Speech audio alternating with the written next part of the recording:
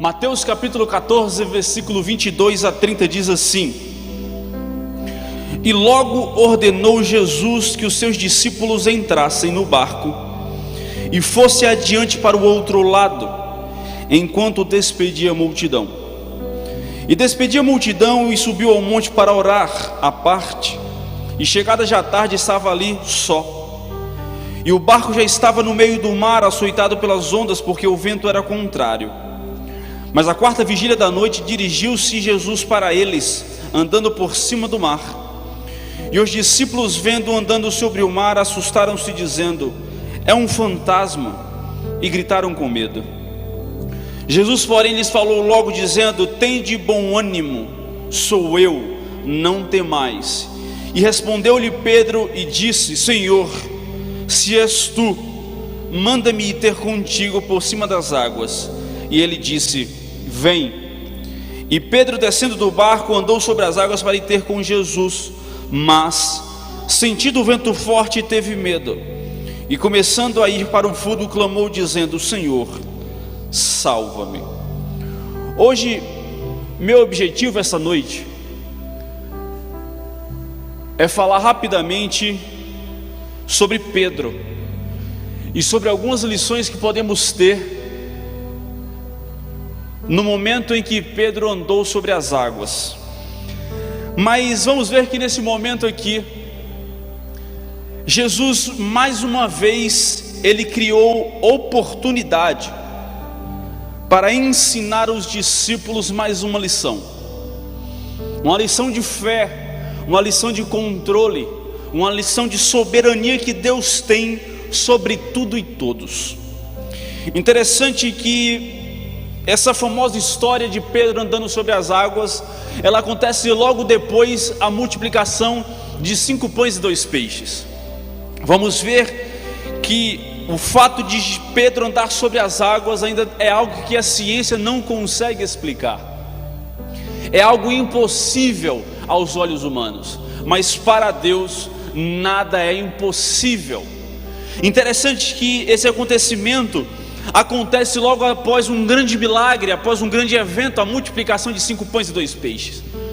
Todas as pessoas estavam alvoroçadas, tanto que após o milagre as pessoas queriam colocar Jesus como o rei dos judeus. Nós vemos que todos estavam elétricos, felizes. Só que Jesus despede a multidão, ele pede que os discípulos já possam partir e ele vai orar à parte. Nós vamos ver que quando os discípulos saem, no mesmo relato que João relata em João capítulo 6, versículo 22, nós vamos ver que os discípulos, antes deles partirem com o barco, eles deixam um barquinho para Jesus seguirem, porque Jesus vai dizer que vão vocês, depois eu vou. Mas interessante é que Jesus, ele não anda no método do homem, ele anda no método divino, no método espiritual. Então vamos seguir, vou falar bem rapidamente. Mateus capítulo 14, versículo 24 diz assim: E o barco já estava no meio do mar, açoitado pelas ondas, porque o vento era contrário. Nós vamos entender aqui que provavelmente essa situação não era uma situação de novidade para aqueles discípulos, porque muitos deles já vinham de uma vida de pescadores. Então, estar no meio do mar, vivendo entre ondas que açoitavam o barco, não era uma novidade, não era algo novo para eles. Mas eu entendo que, como homens, a adrenalina daquelas pessoas deviam estar em alta. Eles deviam estar a todo momento fazendo manobras no barco para conseguir se manter ainda no mar sem que afundassem. Mas mesmo assim o homem vivia na limitância da carne, da humanidade. Interessante que diz que o vento era contrário. Agora, aplicando para a nossa realidade, quantas vezes de nós estamos habituados ao nosso cotidiano, ao nosso dia a dia, mas ainda assim, todos os dias que nós acordamos, nós estamos sujeitos a ventos que irão de contra nós. Muitas vezes nós estamos nos colocando em situações que já sabemos como nos conduzir, mas mesmo assim, como homens, não somos capazes de permanecermos em pé perante os ventos. Quantas vezes, coisas do dia a dia, problemas que tiram o controle de nossas vidas, e mesmo como homens, sabendo como nos conduzir, não temos plena capacidade de gerir a situação. Então, basicamente, é isso aqui que eles estão vivendo. Ainda não é o foco da mensagem. Em Mateus capítulo 14, versículo 25 a 27, diz assim: mas à quarta vigília da noite, dirigiu-se Jesus para eles, andando por cima do mar. E os discípulos, vendo andando sobre o mar, assustaram-se, dizendo: é um fantasma, e gritaram com grande medo. Jesus, porém, lhes falou logo, dizendo: tendes bom ânimo, sou eu, não temais. Jesus, após um momento de comunhão com o seu Pai, de oração, ele vem andando com calma, com paz, exalando soberania, exalando todo o poderio que ele tem sobre as águas. Interessante que, da perspectiva dos discípulos, eles olharam naquela situação sobre o vendaval e viram algo, viram uma coisa, imaginaram que era um fantasma, mas na verdade era o próprio Deus. Interessante que eles gritaram com medo, eles estavam atemorizados. Não passou na mente deles por um momento em que o mesmo Deus que multiplicou 5 pães e 2 peixes poderia ser aquele que estava andando sobre as águas. Não passou na mente deles que Deus não pegaria o barco que eles deixaram na beira do mar e viria andando. Interessante é que Jesus não anda no termo dos homens. Eles estavam limitados a pensar que Jesus viria com o barco ou junto com a tempestade, e nem viria. Mas Jesus, ele veio andando com paz, soberania e todo o poder que ele detém em suas mãos. Interessante que aqueles grandes discípulos que por algum momento se sentiam tão corajosos em outras circunstâncias, nesse momento estavam morrendo de medo. Quantas vezes eu e você nos sentimos íntimos de Deus, nos sentimos pessoas que andam com Ele continuamente, mas em momentos e circunstâncias que não favorecem o nosso conhecimento, nós não conhecemos a presença de Deus. Aqueles 12 discípulos andavam com Jesus a todo momento, eles caminhavam com Jesus por todos os lugares, mas naquele momento em que as circunstâncias não estavam favoráveis, eles não reconheceram o próprio Cristo. Como é que eles não reconheceram? Jesus, apesar de ser carne, ele ainda é Deus. Naquele momento Jesus estava como homem, mas ele nunca deixou de ser Deus. E aqui eu trago a nossa memória, não importa se visualmente Jesus não está andando ao nosso lado como carne, Jesus é Deus, e Ele tem todo o poder, toda a soberania sobre tudo e todos. Não vamos perder nosso foco, mas vamos focar em Deus e não na tempestade, em especial nesse momento tão único, a maior pandemia que já vivemos nos últimos 100 anos. Somos uma geração, e já vemos pessoas e pesquisas que dizem que perceberam que não precisavam mais congregar, porque agora perceberam que não eram de fato pessoas que estavam na igreja por Deus, mas estavam por costume. Quantas pessoas estão se perdendo em meio à tempestade por não reconhecerem Deus em meio a ela? Ei, não importa se é tempestade, não importa se é tempo de bonança, Deus é Deus antes, hoje e para sempre. Devemos parar de olhar para a tempestade, para a epidemia. Não é vivermos de forma irresponsável, mas é, acima de tudo, a nossa adoração, a nossa fé, o nosso foco está em Jesus Cristo, que é o nosso Deus, o nosso Redentor e Salvador da nossa vida. O que devemos entender que é tempo de focar em Deus, porque, entre aspas, é muito fácil adorar em tempos bons, mas a nossa fé, a nossa salvação, a nossa crença em Deus é colocada em xeque em tempos de adversidades.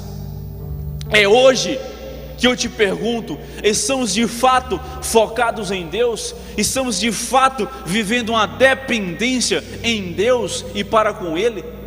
Vamos seguir. Eu falei que seria rápido. Interessante que em Mateus capítulo 14, versículo 28 a 30, e já entrando onde eu quero, eu prometi que ia ser rápido e eu vou ser, diz assim: e respondeu-lhe Pedro e disse: Senhor, se és tu, manda-me ter contigo por cima das águas. E ele disse: vem. E Pedro, descendo do barco, andou sobre as águas para ir ter com Jesus. Mas, sentindo o vento forte, teve medo, e começando a ir para o fundo, clamou dizendo: Senhor, salva-me.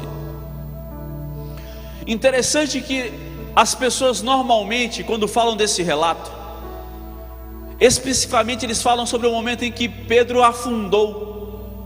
Falam muitas vezes sobre Pedro não teve muita fé, ele afundou, ele não acreditou em Deus.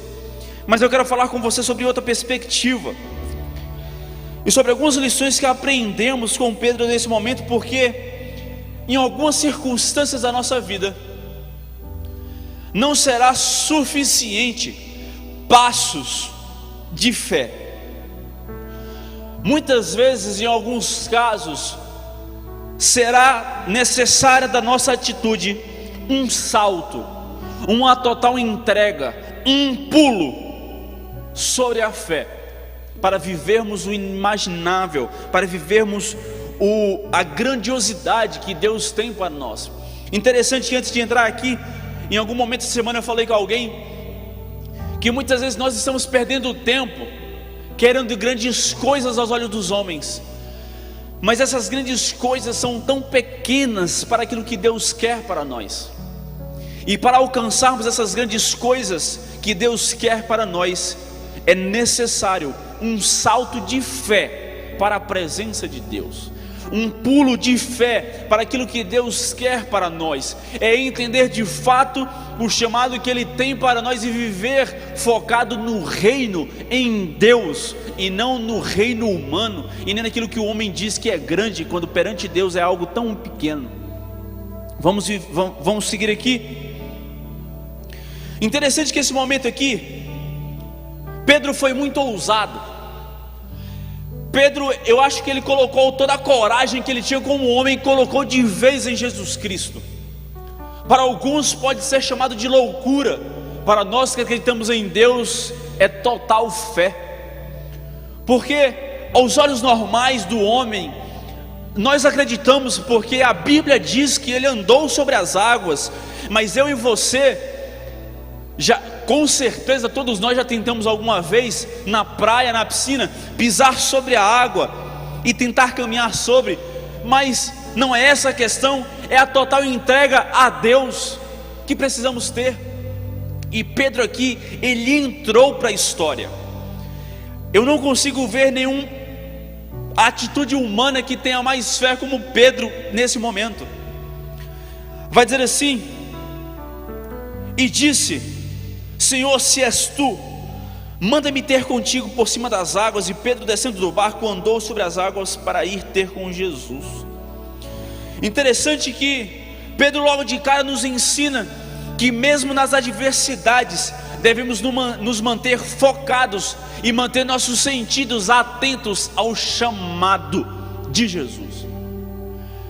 Eu acredito que os 11 discípulos naquele momento estavam agradecendo a Deus porque eles estavam salvos, ou estavam focados no sentido em que as ondas estavam açoitando o barco, mas Pedro, apesar do momento, estava com os seus sentidos atentos ao chamado de Cristo.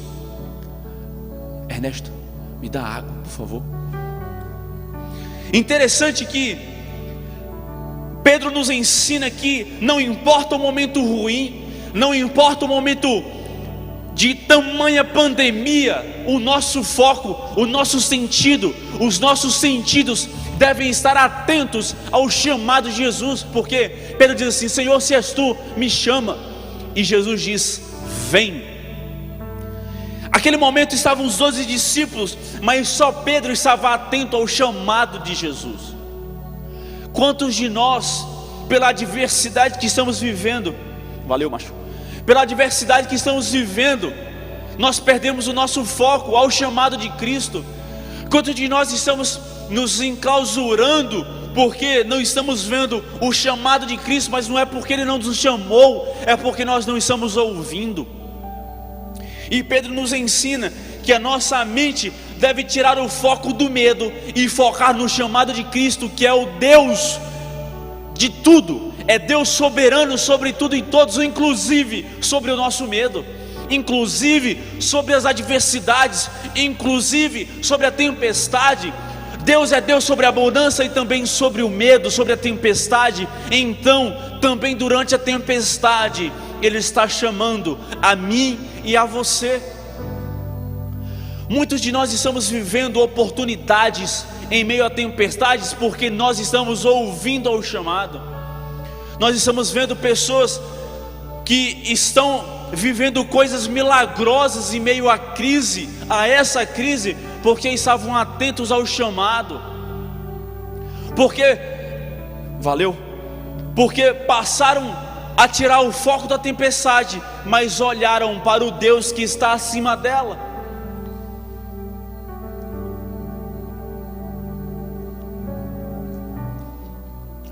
O objetivo das provações, o objetivo do deserto não é nos matar, é forjar a nossa vida. Porque sombra e água fresca, gente, não forja homens de Deus nem mulheres de Deus. O que forja pessoas para viverem o chamado que Deus quer, o que faz homens e mulheres serem chamadas homens e mulheres de Deus, são aquilo que elas vivem em momentos de adversidades e o momento que elas param para escutar o chamado de Deus.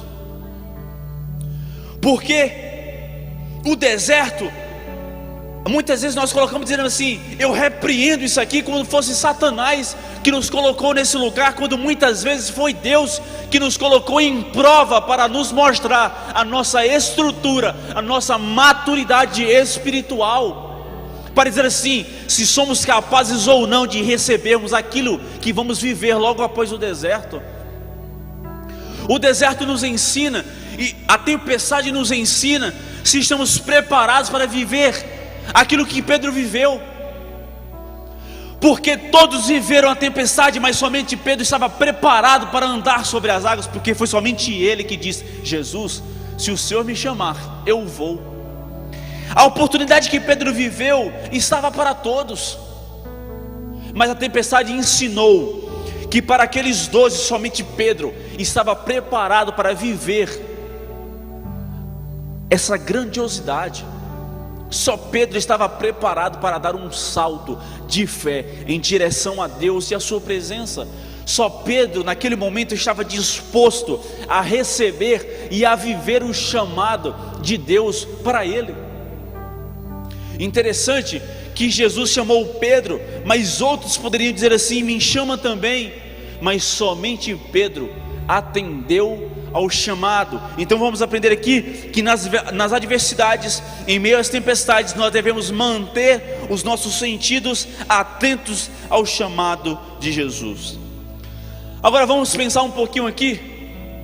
Eu, Jones, fico imaginando que aqueles 11 discípulos, eles pensaram mais ou menos assim: ufa, fomos salvos, escapamos de mais uma. Jesus nos chamou, nos salvou, nos guardou, aconteceu mais um milagre. Quem é esse que detém e que anda sobre as águas? Só que os 11 estavam focados no livramento, no milagre. Só que Pedro, eu fico imaginando Pedro colérico dizendo assim: eita, se Jesus está andando sobre as águas, eu também quero. E nesse momento aqui, Pedro se separou daqueles discípulos, porque eles tiveram fé que eram Jesus e não um fantasma. Mas Pedro, a fé de Pedro fez com que ele vivesse e entrasse para a história como um único homem, totalmente carnal, que andou sobre as águas. Em momentos de tempestade, é o momento em que mais podemos viver grandes milagres, porque milagres só acontecem em tempo ruim, e Pedro viveu um grande milagre. O nosso foco não deve ser o milagre, não deve ser a tempestade se apaziguando. Nosso foco deve estar em Jesus Cristo, o autor do milagre.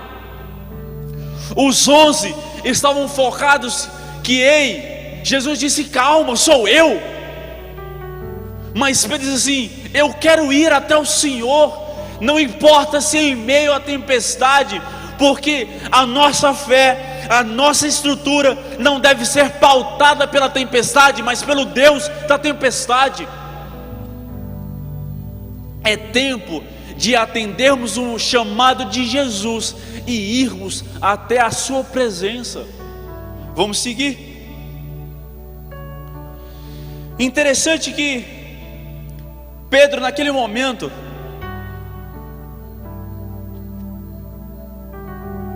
como um pescador ou um ex-pescador, o barco para ele era sua zona de segurança, era sua zona de conforto. Aqueles materiais davam para ele a sensação de controle. Vamos trazer a nossa realidade. Muitas vezes a posição em que eu e você estamos nos remete controle, nos remete soberania sobre aquilo que vivemos e controlamos. Mas basta um vento para nos lembrar que somos barro e não temos controle sobre nada. Interessante que o fato de Pedro decidir sair do barco nos ensina que ele foi capaz de sair da zona do conforto. E para alcançarmos e vivermos o chamado de Deus, é necessário sairmos do sofá, sairmos da zona de segurança, sairmos da zona de conforto, porque melhor não importa se em meio à tempestade, melhor é estar no centro da vontade de Deus.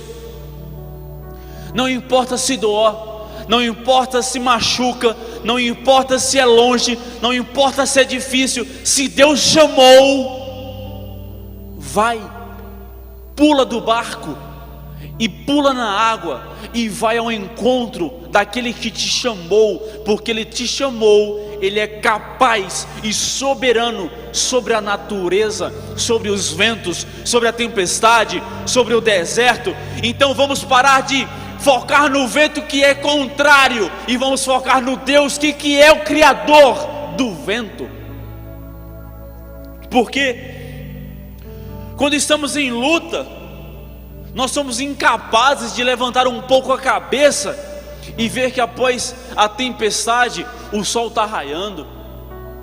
Em meio à tempestade, nós esquecemos que Deus multiplicou 5 pães e 2 peixes para milhares de pessoas e alimentou, e agora nós estamos duvidando da capacidade de Deus de apaziguar a tempestade. Nós estamos perguntando: cadê Deus? Nessa pandemia muitos estão se perguntando: cadê o Senhor? Ele está no mesmo lugar, em seu trono, exercendo soberania, poder e controle, domínio sobre tudo e todos. Nada acontece fora da sua vontade. Podemos não estar enxergando o sol raiando, mas deixa eu te falar, não importa a tempestade, não importa a pandemia, o que importa é que o sol está raiando e Deus está chamando a mim e a você. Para de choramingar, para de chorar e vamos focar no que Deus está fazendo no quadro geral. porque tudo para Deus há um propósito. Eu não estou dizendo que as coisas não estão difíceis, estão. Muitas famílias estão sendo alcançadas, muitas vidas foram perdidas, mas ei, até Deus entregou o seu Filho por mim e por você. Não vamos nos quebrantar em tristeza, em amargura, em depressão, porque Deus deu o seu único Filho para todo que nele crê não pereça, mas tenha vida eterna. Deixa eu te lembrar, eu e você, que temos Deus como nosso Senhor e Salvador. A morte, a tempestade, o deserto não é ponto final, é ponto continuação, porque em tudo em nossa vida há um propósito pré-estabelecido por Deus. Deus tem um propósito na sua vida, em minha vida, em todas as tempestades. Deus tem um propósito de forjar você. Na tempestade você cresce, na tempestade você desenvolve, na tempestade mostra a incapacidade humana e nossa total dependência de Deus. Porque na zona de conforto nós temos a mania de dizer assim: eu posso, eu consigo, eu sou capaz. Na tempestade, eu sou fraco, não posso, não sou capaz. Deus tem misericórdia. A tempestade nos ensina que somos barro, incapazes, não merecedores, e que só Deus, com sua graça e misericórdia, nos sustenta por seu amor. Vamos seguir?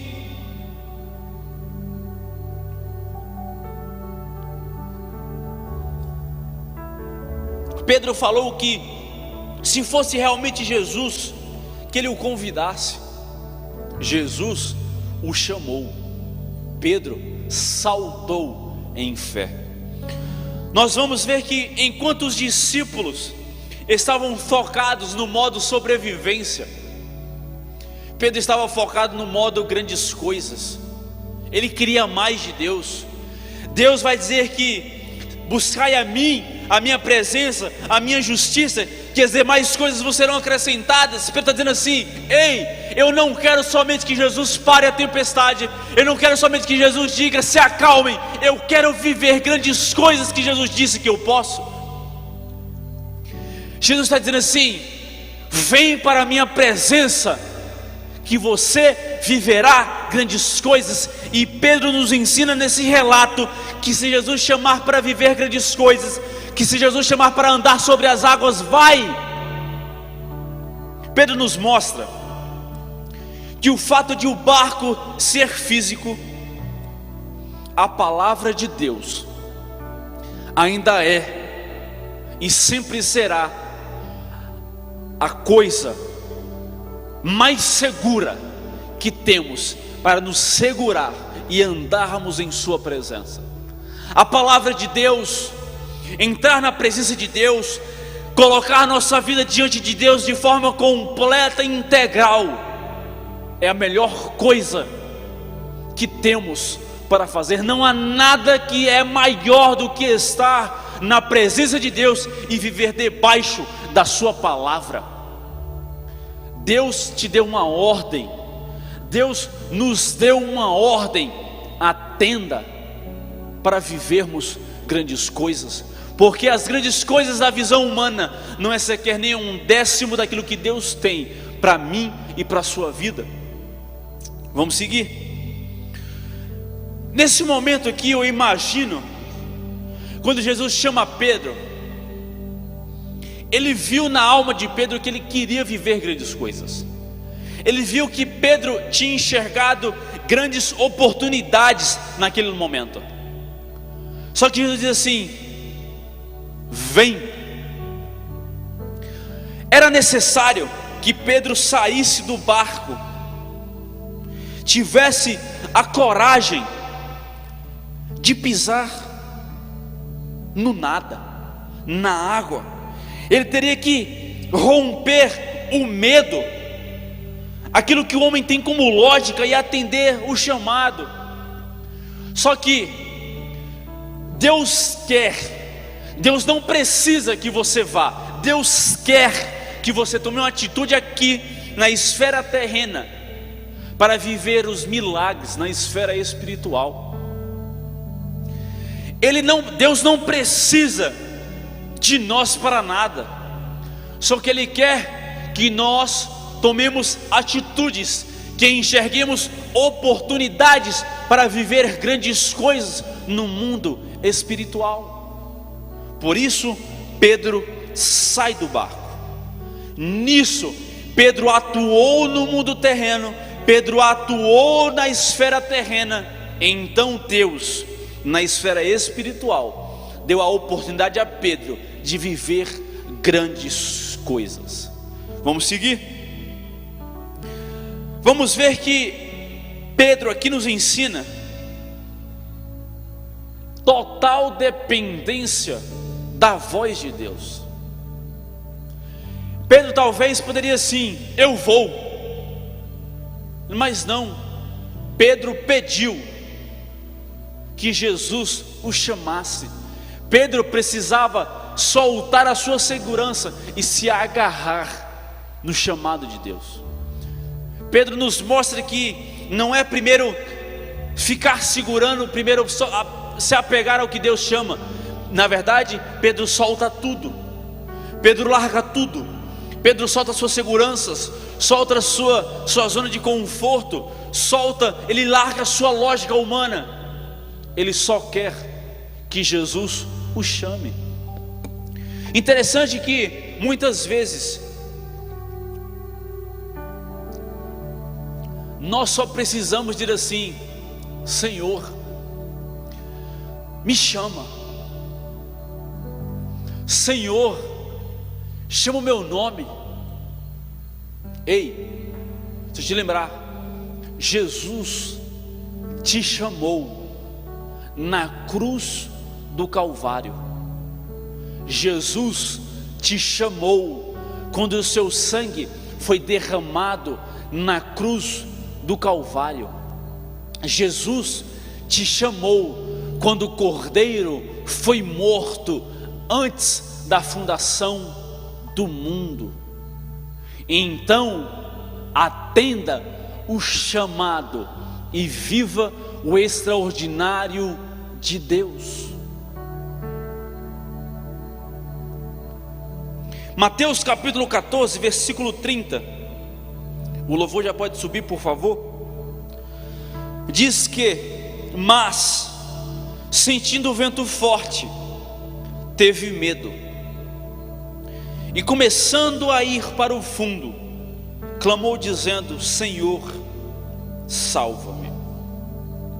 Após Pedro andar sobre as águas, ele sentiu o vento, ele sentiu as suas pernas estremecerem.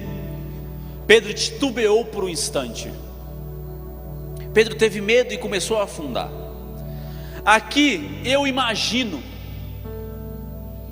que Pedro afundar foi uma permissão que Deus deu, porque Pedro já estava afundando, Pedro já estava andando sobre as águas. Eu imagino que talvez Pedro, pelo seu temperamento, ele poderia se comportar, se não afundasse, assim: tá vendo? Eu andei sobre as águas, não afundei. Eu fiz o que Jesus fez. Quando Pedro começa a afundar, ele aprende que ele é somente um homem que está andando sobre as águas por permissão de Deus. Ele sozinho, nós sozinhos não temos capacidade nenhuma de viver o extraordinário se Deus não nos permitir. Por isso, muitas vezes Deus permitirá que afundemos, Deus permitirá uma tempestade, Deus permitirá um deserto, para com grande voz clamarmos: Senhor, nos salva. Eu não sei se já vivemos um momento como esse, de tamanha catástrofe. E eu trago agora a sua memória que está em casa. É tempo de nos unirmos em oração e clamarmos: Senhor, salva-me. Senhor, nos salva. Senhor, nos guarda. Senhor, tem misericórdia. Eu tenho uma sensação que a humanidade estava em caminho a uma atitude de soberania, de soberba, de altivez, e Deus permitiu que um vento soprasse para nos mostrar que somos e devemos ser totalmente dependentes dele. Então, Pedro não se vangloria, ele clama. Então Jesus dá a mão, traz Pedro e volta ao barco.